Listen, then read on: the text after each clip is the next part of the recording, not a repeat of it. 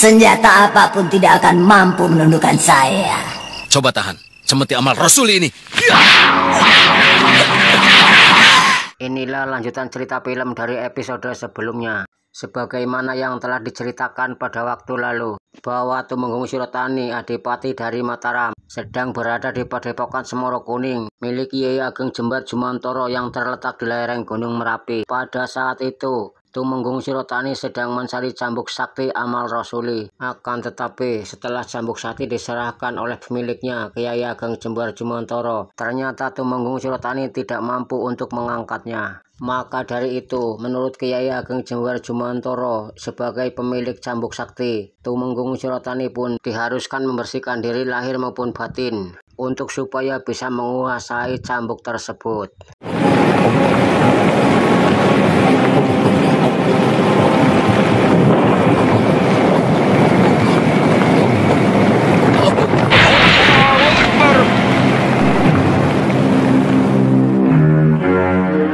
Tumenggung Sirotani yang pingsan akibat kejadian yang dahsyat itu kini telah berada di dalam padepokan bersama Ki Ageng Jembar Jumantoro bersama murid-muridnya. Tak lama kemudian ia pun segera duduk di hadapan Kiai Ageng Jembar Jumantoro bersama murid-muridnya. Pada saat itu, Kiai Jembar Jumantoro sebagai pimpinan Padepokan Semoro Kuning pun mengatakan bahwa Tumenggung Sirotani sudah berhasil serta bisa menguasai cambuk sakti tersebut dan bisa memiliki cambuk sakti cemeti amal rasuli itu. Sekarang Kanjeng Tumenggung sudah bisa memiliki cemeti amal rasuli ini. Silakan.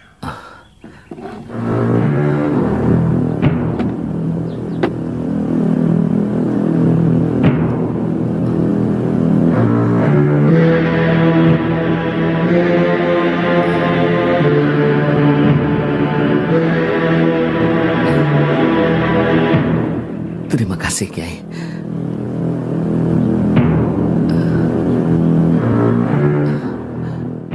Malam itu, Mak Lampir pun menuju ke salah satu rumah keturunan Kiai Ageng Prayogo untuk membunuh suami istri penghuni rumah tersebut.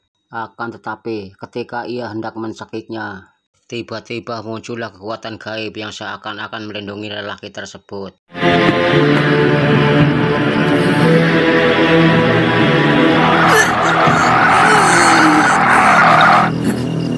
Berdebah. Ini pasti ulah si bidara.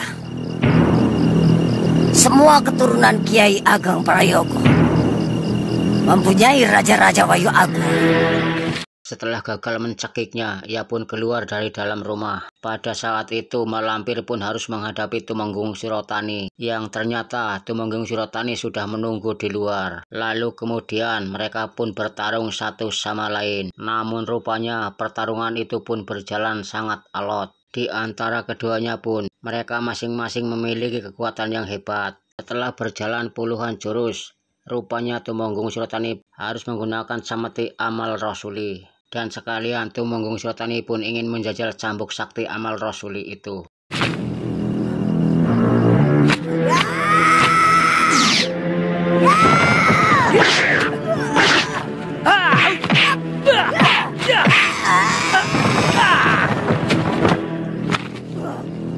Kanjeng Tumenggung terlalu memaksa.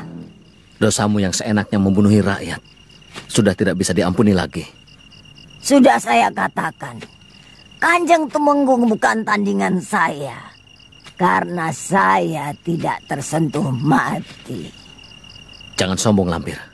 Saya ingin tahu, apa kau benar-benar sakti terhadap cambukku ini? Senjata apapun tidak akan mampu menundukkan saya. Sekarang, coba tahan cemeti amal rasuli ini.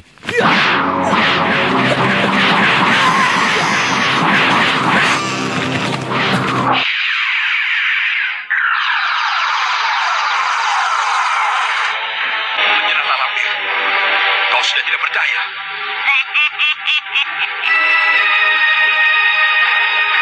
Kali ini aku kalah, Tumenggung. Tapi aku belum menyerah. Tunggu pembalasanku.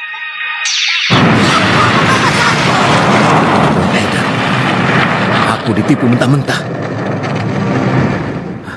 Lagi-lagi Tumenggung Surotani pun merasa kecolongan. Ternyata Mak Lampir bisa meloloskan diri dari belenggu Cemeti Amal Rasuli. Keesokan harinya ia pun menghadap kepada Kiai Ageng Jembar Jumantoro. Ia pun melaporkan tentang kegagalan yang dialaminya semalam. Kiai Ageng Jembar Jumantoro pun mengatakan seharusnya Mak Lampir diikat dengan Cemeti Amal Rasuli. Seharusnya Mak Lampir diikat dengan Cemeti Amal Rasuli. Niscaya tidak akan lolos. Iya, saya lengah, Kiai.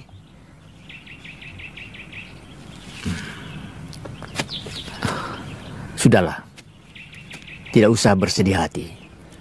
Karena sekarang Mak Lampir sudah kembali seperti bayi. Iya, meskipun Mak Lampir bisa melarikan diri, namun kekuatan sudah kembali pulih seperti bayi. Atau juga bisa dikatakan sudah tidak punya ilmu apa-apa. Meskipun bisa sakti kembali, tapi membutuhkan waktu yang sangat lama. Tumenggung Surotani pun kemudian berpikir bahwa Mataram harus ditutup karena sudah bisa dipastikan bahwa Mak Lampir masih di dalam Mataram. Dengan demikian, bahwa Mak Lampir tidak akan bisa keluar dari Mataram.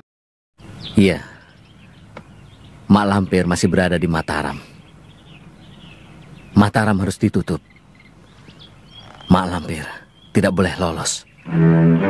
Lalu kemudian sejumlah prajurit pun dikerahkan untuk menjaga setiap sudut Mataram dan tidak boleh sampai lengah untuk memantaunya, serta harus memeriksa siapapun yang keluar masuk dari wilayah kesultanan. Mereka pun harus menggeledah rumah penduduk yang dianggap mencurigakan. Hei, bangun! Mana Mak Lampir? Tidak tahu Ndoro. Geledah! Ayo. Ya. Masuk.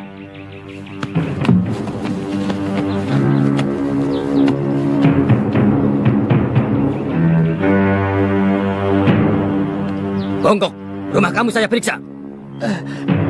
Tidak, Pak. Saya sudah lama tidak merampok lagi, Pak. Lalu kemudian para prajurit pun melanjutkan penggeledahan di rumah Ki Bongkok yang terkenal dengan rampok atau pembegal. Namun Ki Bongkok juga sudah mengakui bahwa sekarang sudah insaf. Ia pun bongkok karena digebukin warga pada waktu itu.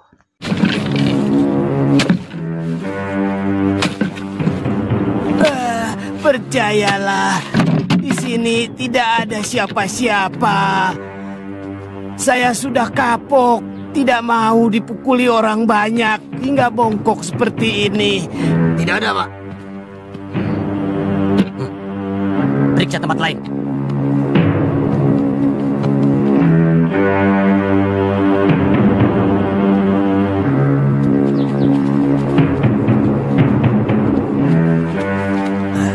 Aman, Nyai. Mereka sudah pergi jauh. Turunlah, Nyai. Selamat, Nyai. Ternyata Mak Lampir bersembunyi di rumah Dukun Bongkok yang barusan digeledah oleh para prajurit. Mak Lampir pun bernapas lega karena mereka tidak ditemukan oleh para prajurit. Lalu kemudian Mak Lampir pun mengatakan kepada Dukun Bongkok bahwa ia sudah tidak punya ilmu apa-apa. Ilmu kesaktiannya sudah hilang oleh sabetan Cemeti Amal Rasuli. Kenapa Nyai tidak menggunakan ajian Halimun? Bukankah Nyai bisa menghilang? Semua ilmu kesaktianku musnah. Sekarang aku tidak punya kekuatan apa-apa. Aku membutuhkan tempat aman untuk memulihkan kekuatanku. Kalau aku menolong Nyai, upahnya apa? Aku ajari kau ajian Beraja Musti. Ditambah ajian Halimun, Nyai. Supaya aku menjadi maling yang paling sakti. Dengan menjanjikan mau diwarisin ilmu panglimunan dan Beraja Musti. Pada malam itu juga, dengan 1000 alasan pun dilakukan oleh Dukun Bongkok. Ia pun berusaha untuk mengeluarkan Mak Lampir dari Mataram. Namun setelah sampai depan pintu gerbang ternyata ada pemeriksaan yang pada malam itu dilakukan oleh para prajurit Mataram. Akan tetapi dengan akal liciknya Dukun Bongkok, pada akhirnya prajurit Mataram bisa dikelabui oleh Dukun Bongkok yang licik. Malam-malam begini mau mengubur orang mati. Yang mati saudaraku yang terkena penyakit menular harus dikubur malam ini juga, supaya orang tidak tertular. Buka pintu.